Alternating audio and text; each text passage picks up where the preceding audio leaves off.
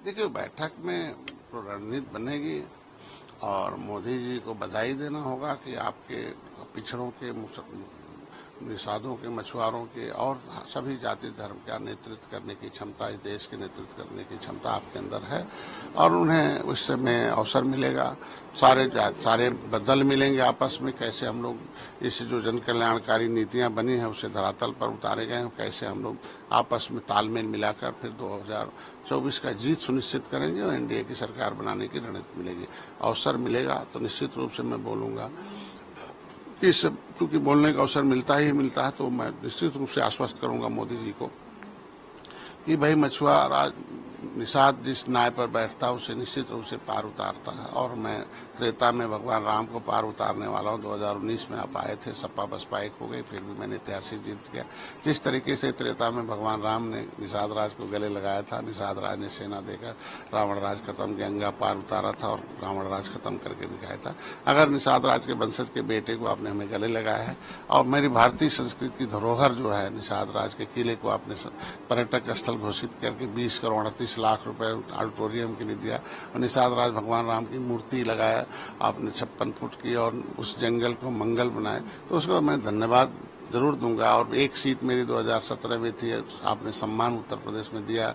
2022 में हम 15 सीटें लड़े, 11 जीते और 11 सीटें ऐसी लड़ी थी जिसमें मतलब भाजपा कभी जीत नहीं पाती थी, लेकिन हम दोनों तालमेल मिलाए तो निश्चित रूप से जीत सुनिश्चित हुई। तो रणनीति का हिस्सा है, इस पर हम उन्हें बधाई देंगे और धन्यवाद देंगे और बताएंगे भी कि पिछली सरकारों ने मछुआ समुदाय के लिए कुछ नहीं किया। 67 साल में 3000 करोड़ रुपया दिया है। यही स्वर्गीय राजीव गांधी थे, हमारे मछुआ समुदाय के एक नेतृत्वकर्ता बी रामचंद्रन राव थे, उनके नेतृत्व में 3 दिन अधिवेशन हुआ था। उन्होंने आए थे और कहा कि मछुआरों की दशा बहुत खराब है, SC/ST से भी खराब है और criminal tribes act inquiry committee जो अंग्रेजों ने क्रिमिनल कास्ट घोषित किया था उसके रिपोर्ट के अनुसार इनको दशा बहुत खराब, इनके 74 प्रकार की रिजर्वेशन देना चाहिए। तो ऐसे में सारी चीजें कुछ नहीं किया और आपने किया, मत्स्य मंत्रालय किया, 20,000 करोड़ रुपए आपने दिया प्रधानमंत्री मत्स्य संपदा योजना के माध्यम से इनकी सब्सिडी देकर और मछुआ कल्याण कोष की स्थापना कराया। इनकी सामूहिक बीमा है और इनके लिए इलाज के लिए है, इनके लिए कम्युनिटीज हॉल है, इनके लिए कोचिंग के लिए, दैविक आपदा के लिए, गरीब के मकान, ये सारा अगर हमारे लिए आपने हमारे मंत्रालय को दिया तो ये आपकी नियत और नीति को हम धन्यवाद देते हैं कि इस तरह के सभी जाति सभी धर्म को बिना भेदभाव के दिया। तो ये चीजें जरूर वहाँ रखेंगे कि आप जब बिना मिले हम आए 2019 में तो आप जीत सुनिश्चित किया, सपा बसपा एक हो गई थी। फिर 2022 में हमने ऐतिहासिक जीत दिया। 2023 में हमने, आप देखिए जितने नदियों के किनारे हैं रहने वाले वो सारे लोगों ने मिलकर एक नगर निगम का है और उत्तर प्रदेश के साथ साथ छत्तीसगढ़, झारखंड, बिहार और मध्य प्रदेश है, हरियाणा है, राजस्थान है, दिल्ली है, तमिलनाडु है, आंध्र प्रदेश है, केरला है, महाराष्ट्र, यहाँ हमारी निषाद पार्टी है और मछुआरों को आपने इतना काम किया, इसलिए सारे देश में आपको मछुआ समुदाय के लोग आपको वोट देंगे और कांग्रेस अध्यक्ष ये भी कह रहे हैं कि पीएम मोदी कहते थे वो अकेले बैठक हो रही है और सभी एक साथ आ रहे हैं, दल विपक्ष एनडीए में शामिल हो रहे हैं। नहीं, वो उनका ये सब गलत था। उनको तो जनता ने खारिज कर दिया। जिस नेता को, जिस पार्टी को देश की जनता ने खारिज कर दिया हो कि अब आपको देश का नेतृत्व नहीं करना, उसकी बातों को क्या कर सकते। यहाँ एनडीए की नीति और नियत सही है और सभी जाति सभी धर्म सभी वर्ग के लोगों के साथ पिछली सरकारों ने अन्याय किया, भेदभाव किया है। जैसे हम अपनी बात बताए कि जहाँ राजीव गांधी आए हों और बात कह के गए हों और उसको कुछ भी न किया हो कांग्रेस ने 70 सालों में, तो ऐसे में नीत और नियत है। यही अनाज गोदामों में सड़ रहा था, गरीब भूखों मर रहा था, मोदी जी ने नीति बनाई और अनाज जा रहा। उन्होंने बेघर थे, मकान दे दिया, इलाज के बिना तड़प रहे थे, इलाज के लिए व्यवस्था किया। तो ये सब नीतियां हैं और बिना भेदभाव के नीतियों का है। तो जनता जब मोदी के साथ है तो नेता भी अगर आता है तो स्वीकार है और सब मिलकर हम लोग काम करें, सबका साथ सबका विकास सबका विकास, इसलिए सारे लोग एनडीए के साथ शामिल हैं। एक तरफ विपक्ष की बैठक हो रही है और दूसरी तरफ आज एनडीए की बैठक है। समय को लेकर भी सवाल उठाए जा रहे हैं कि अचानक से एनडीए की बैठक क्यों बुलाई जा रही है, क्या घबरा गए हैं जयराम रमेश जो है वो कह रहे हैं कि नई जान फूकने की कोशिश की जा रही है, अचानक खबर आई है कि एनडीए की बैठक है। नहीं, ऐसा भी सब गलत है। मैं कह रहा हूँ घबराहट तो उन लोगों में अंदर है कि जब ये पूरे देश की जनता हमारे 18% मछुआ के साथ और सारी बिरादरी मिलके कांग्रेस की बटन दबाती थी, कांग्रेस हीरो थी। और कौन होते थे? कांग्रेसी हीरो हो जाते थे उनके जनता को क्या बनाया नीतियों से कि अर्थव्यवस्था में हम 10वें नंबर पर आ गए। आज के दिन में कहाँ चले गए थे, सारा कुछ देख लीजिए क्या होता था। आज मोदी जी जब से आए हैं हम 5वें नंबर पर तो हम आ गए। हम G20 का नेतृत्व कर रहे हैं, हर क्षेत्रों में विकास कर रहे हैं। तो इसलिए उनके ये कहने का घबराहट कि ये जनता जब कांग्रेस का बटन छूना बंद कर दिया तो अब देखो कांग्रेस कहाँ चली गई। घबराहट तो वहाँ है कि क्यों लोग हमारा बटन नहीं छू रहे हैं। और मोदी के बटन को छूकर मोदी को किसी से पूछो किसको कहाँ आपने किसको वोट डाल के आए तो कमल का नाम कम लेते हैं, मोदी का नाम ज्यादा लेते हैं। इसलिए मोदी के अंदर नेतृत्व करने की क्षमता है और मोदी नेतृत्व कर रहे हैं। मोदी के साथ सभी लोग आ रहे हैं। और इनके घबराहट की बात जो है, घबराहट तो इन पार्टियों में है कि जो लंबे समय तक सत्ता में थी और अचानक हम लोग जैसे पैदा हो गए, हम लोगों को जातियों के साथ भेदभाव हुआ, उपेक्षा रखा, धोखा दिया और वोट लेकर इनके साथ अन्याय किया। इसलिए हम लोगों को पार्टी बनाना पड़ा और नेतृत्व करना पड़ा इन समुदाय को। और मोदी जी उस नेतृत्व में लाकर नीतियां बनाकर इनके लिए काम करें। अखिलेश यादव को करारी शिकस्त देगी। अब जो ही कहते हैं, माननीय अखिलेश जी बड़े नेता हैं, एक राष्ट्रीय अध्यक्ष है पार्टी के, मुख्यमंत्री रहे हैं पूर्व में, पिछड़ों के नेता। लेकिन जो भी वो कहते हैं उसका उल्टा ही होता। 2014 में देखिए क्या कहा था, 2017 में क्या कहा, 2019 में कहा, 2022, 2023। अभी उनको कहा है, उनके पास तो उनकी पार्टी में तो कोई अखाड़े का पहलवान है नहीं। मुलायम सिंह थे तब समाजवादी पार्टी थी। मुलायम सिंह के जाने के बाद अब समाजवादी पार्टी का अखाड़ा बंद हो गया है। अब भाड़े के पहलवान, और भाड़े के पहलवानों से कभी राजनीति नहीं की जा सकती है।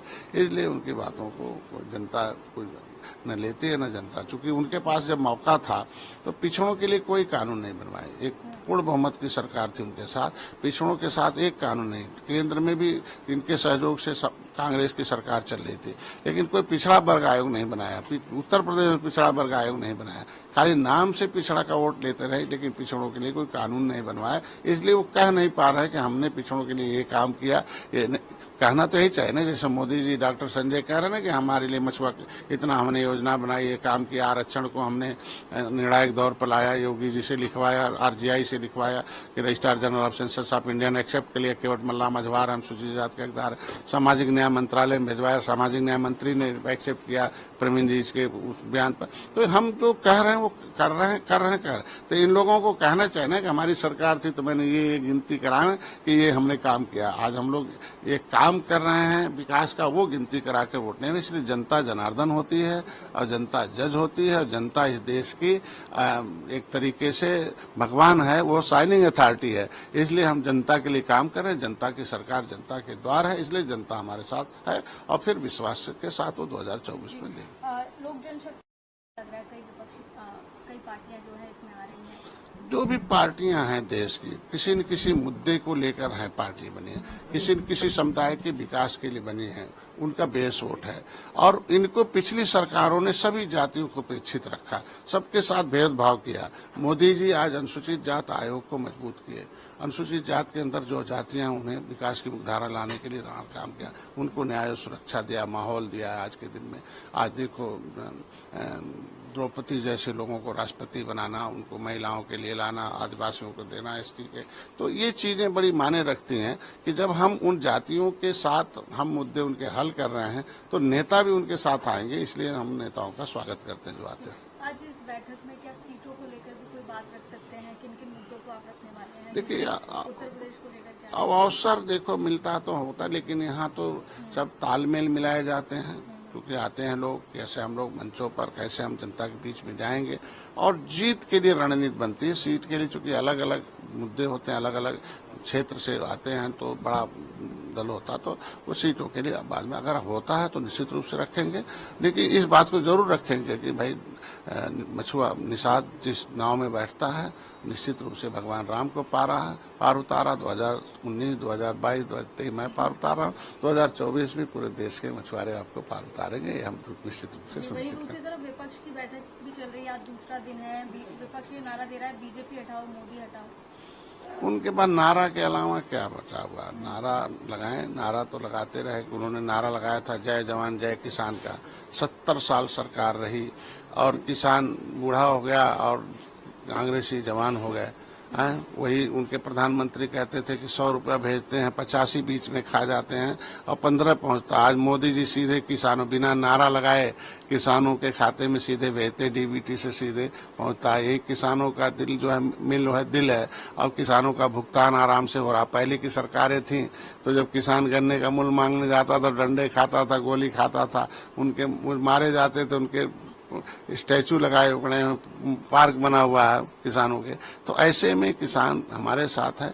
तो इस तरीके से नारा लगाने से नहीं, अब जनता ने कह दिया कांग्रेस को कि आपको उनको खारिज कर दिया। जिस पार्टी को, जिसके पार्टी के नेताओं को खारिज कर दिया, उनके नारे का कोई मतलब नहीं। जी, इसके साथ सर बीजेपी बैठक है, क्योंकि अगर हम दिल्ली में देखें तो कांग्रेस और केजरीवाल में हमेशा आरोप रहते हैं, लेकिन अभी विपक्ष की बैठक में सब जो दल हैं वो अपने अपने फायदे के लिए एक साथ बैठ रहे हैं। मैंने बताया नहीं कि नियत सही नहीं है, नियत और सही नहीं है, इसलिए नीत सही नहीं है। तो जब नियत और नीत सही नहीं है तो इनके दिल हाथ मिलाने से थोड़ी होता है, दिल और विचारधारा थोड़ी मिल सकता। मैंने बताया ना कि ये लोग आपस में, ये बटुरी जोगी मठ उजाड़ हैं और हमारे यहाँ भोजपुर में कहता बैठाना। इनकी विपक्ष की बैठक नहीं है, जनता ने उन्हें बैठा दिया कि किनारे बैठे रहो।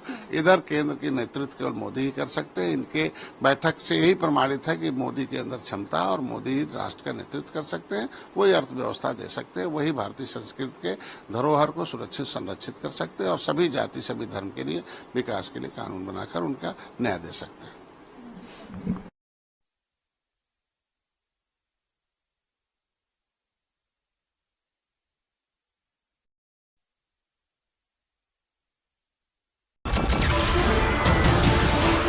नमस्कार, मैं हूं मानक गुप्ता। अगर आपको हमारा ये वीडियो पसंद आया हो तो इसे लाइक और शेयर जरूर करें और हां, हमें सब्सक्राइब और फॉलो करना ना भूलें ताकि आप देश और दुनिया की कोई खबर मिस ना करें। तो जुड़े रहिए हमारे साथ और देखते रहिए न्यूज़ 24।